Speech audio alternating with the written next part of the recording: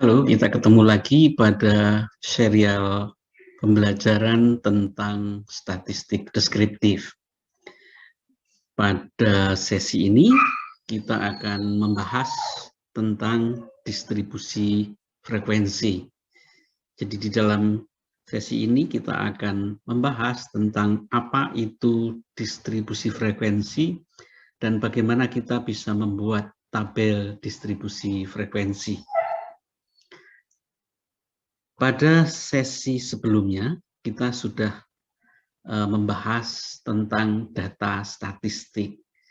Jadi dalam sesi-sesi statistik deskripsi, kita membahas data statistik mulai dari tahap merencanakan kebutuhan data dan cara mengumpulkannya, kemudian mengumpulkan data itu sendiri, menganalisis data itu sendiri, membuat interpretasi tentang data yang sudah kita analisis, dan nanti pada akhirnya kita akan mempresentasikan hasil dari pengolahan dan analisis data yang sudah kita lakukan. Supaya analisis data bisa kita lakukan dengan relatif lebih mudah, maka data yang sudah kita kumpulkan itu perlu kita siapkan. Nah, untuk menyiapkan data tersebut, ada dua cara yang lazim digunakan. Yang pertama adalah dengan mengelompokkan data-data tersebut dengan membuat klasifikasi atas data yang terkumpul menurut sifatnya. Apakah itu berdasarkan atributnya atau berdasarkan variabelnya. Atribut itu misalnya data tentang warna pakaian, data tentang suku bangsa di suatu negara, dan seterusnya. Sedangkan kalau variabel, ini biasanya berkaitan dengan hal-hal yang kuantitatif, jadi jumlah produksi, harga barang, nilai barang, dan sebagainya. Cara kedua yang biasa dipakai untuk menyiapkan data guna dianalisis adalah dengan menyusun data dalam urutan yang sistematis.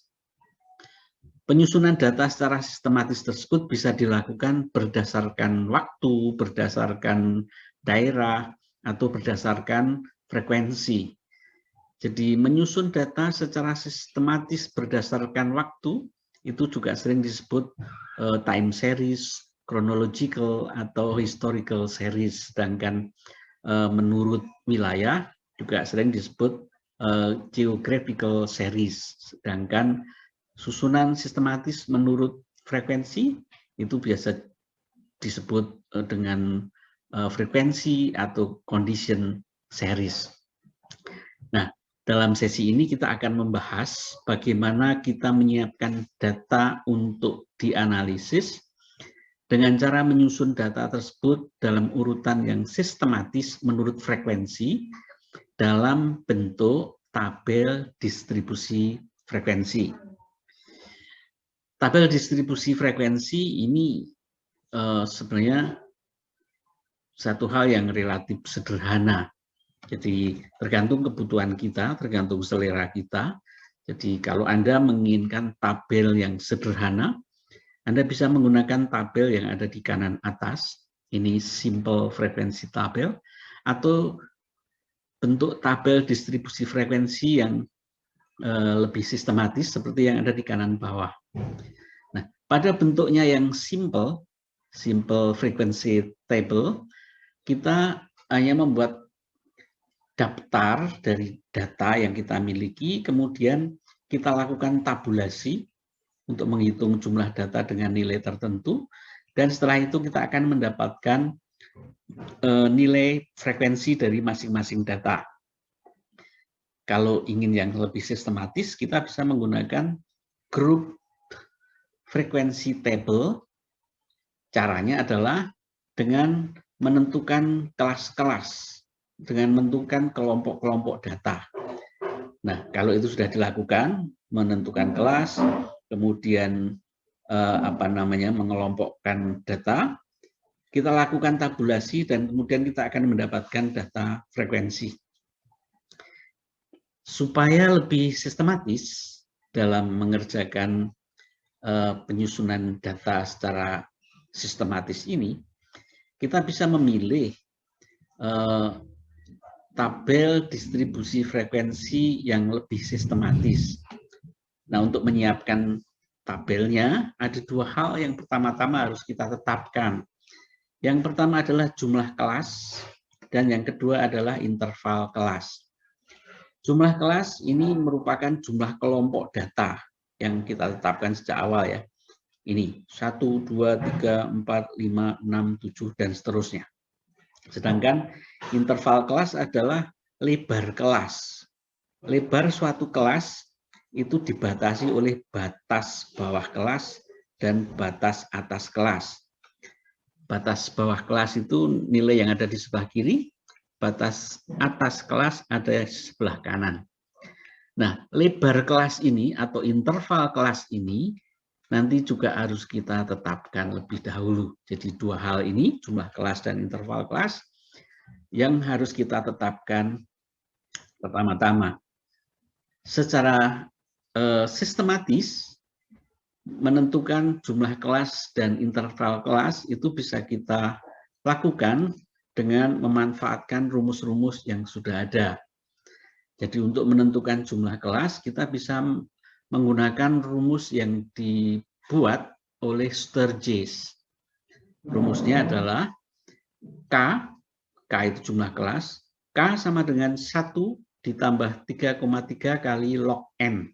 N di sini adalah jumlah data, 3,3 ini bilangan konstan yang ditentukan oleh Sturgis sendiri. Nah, kemudian untuk menentukan interval kelas atau kelas interval, kita bisa menggunakan rumus ini. Jadi CI itu sama dengan range dibagi K. Range ini selisih data terbesar dan data terkecil. Sedangkan K ini jumlah kelas yang tadi sudah kita hitung dengan menggunakan rumus Sturgis.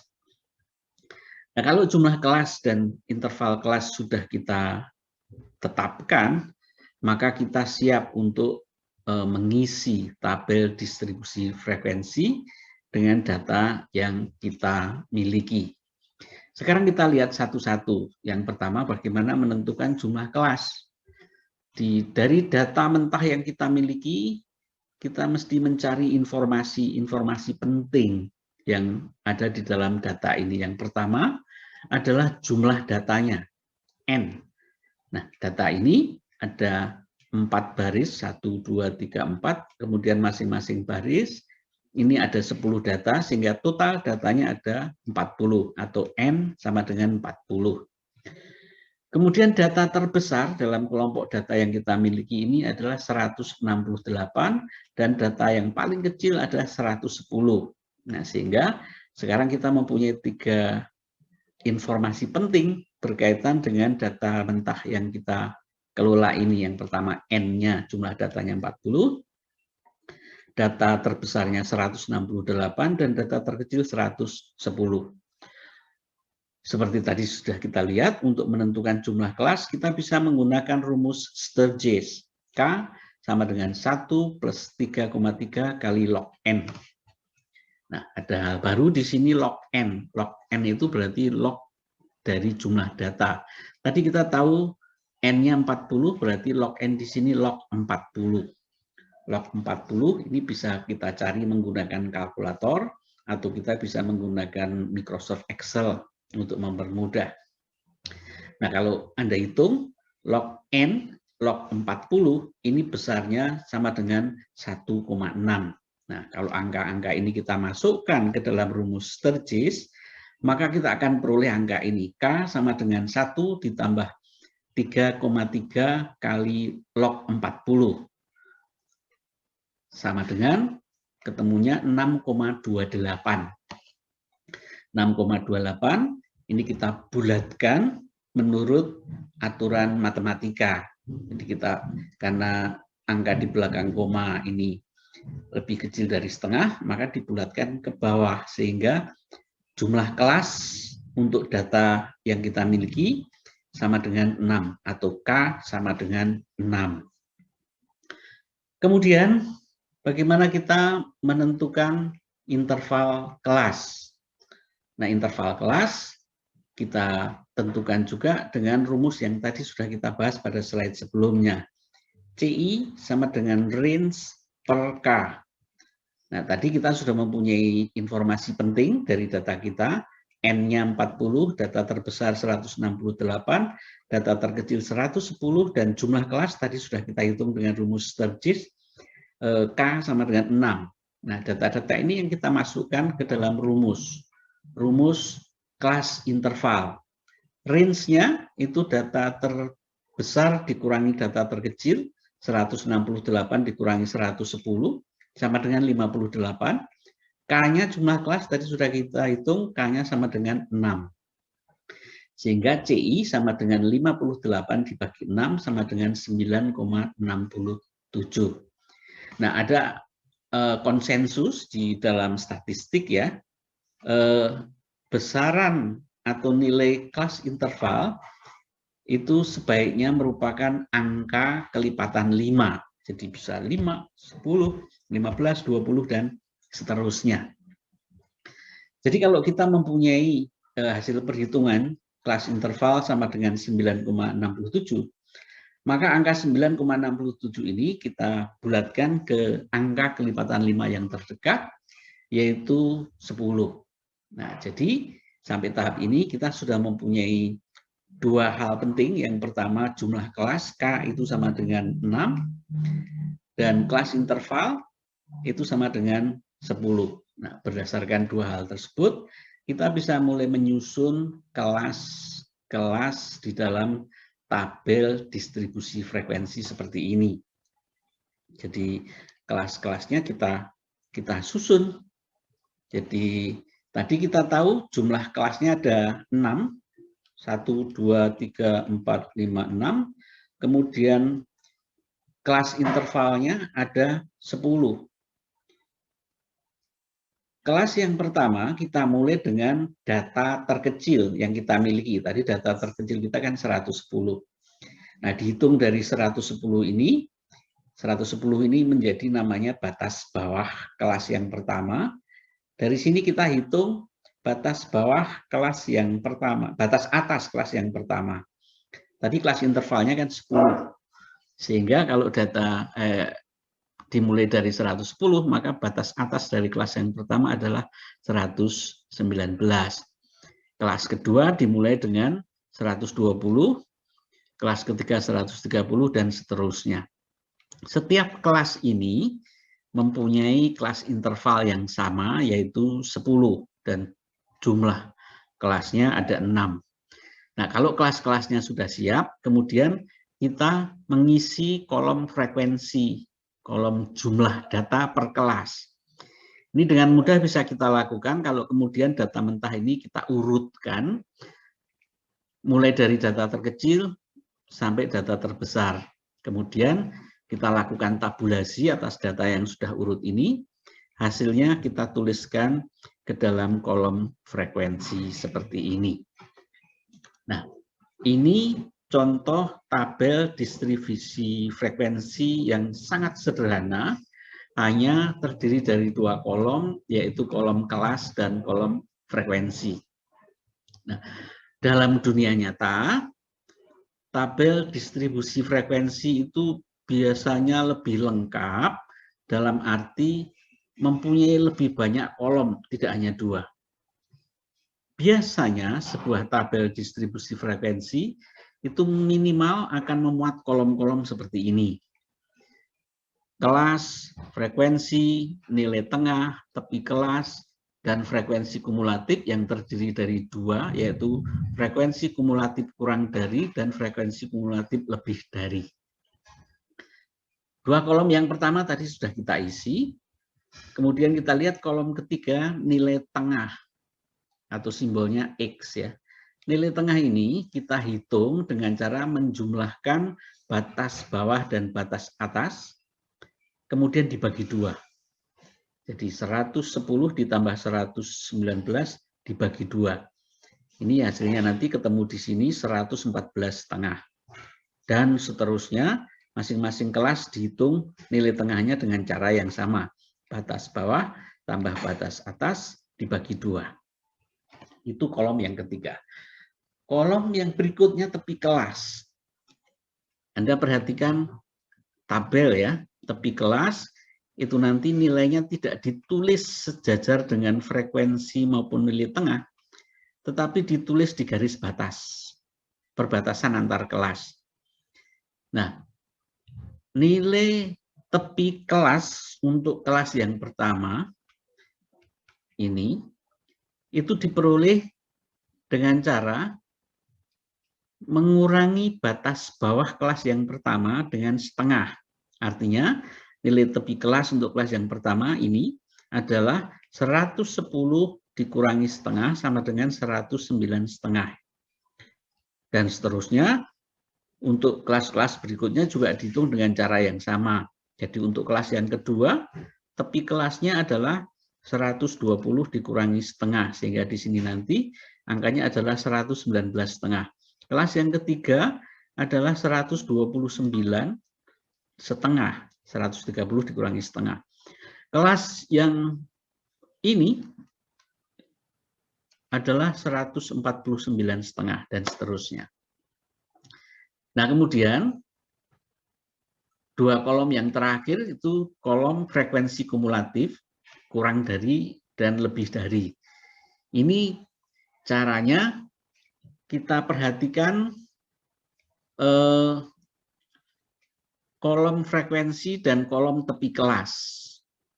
Untuk frekuensi kumulatif kurang dari, untuk yang kelas pertama, ini kurang dari berapa?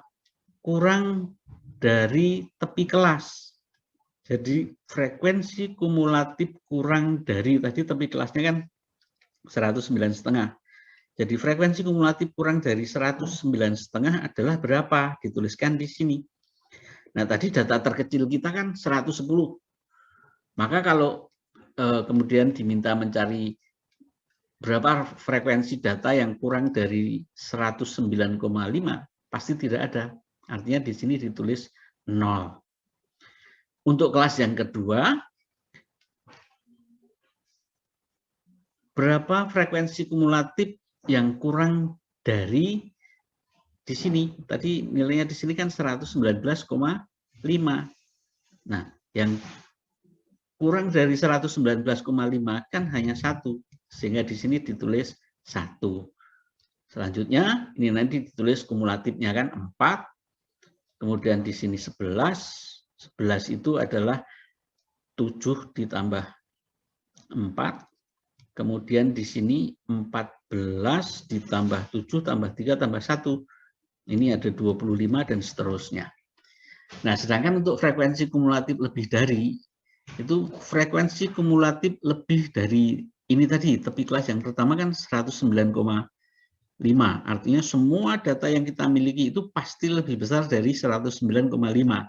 Sehingga frekuensi kumulatif lebih dari untuk baris yang pertama, untuk kelas yang pertama, ini pasti ini 40. Kemudian yang kedua, itu 40 dikurangi 1 sama dengan 39. Kemudian berikutnya yang di sini itu 39 dikurangi 3, ini pasti 36 dan seterusnya. Itu cara mengisinya, sehingga kalau diisi nanti akan menjadi seperti tabel yang bisa Anda lihat di layar ya. Jadi caranya relatif mudah, Anda bisa mengisinya sendiri. Nah, kalau tabel distribusi frekuensi sudah selesai kita buat, langkah selanjutnya adalah menyajikan data, mempresentasikan data. Presentasi data bisa dilakukan dengan cara membuat pie chart seperti ini, atau membuat histogram seperti ini atau yang lain. Kalau Anda menggunakan software Microsoft Excel, Anda bisa menampilkan penyajian data dengan bermacam-macam bentuk. Nah, demikian sesi kuliah kita kali ini tentang tabel distribusi frekuensi.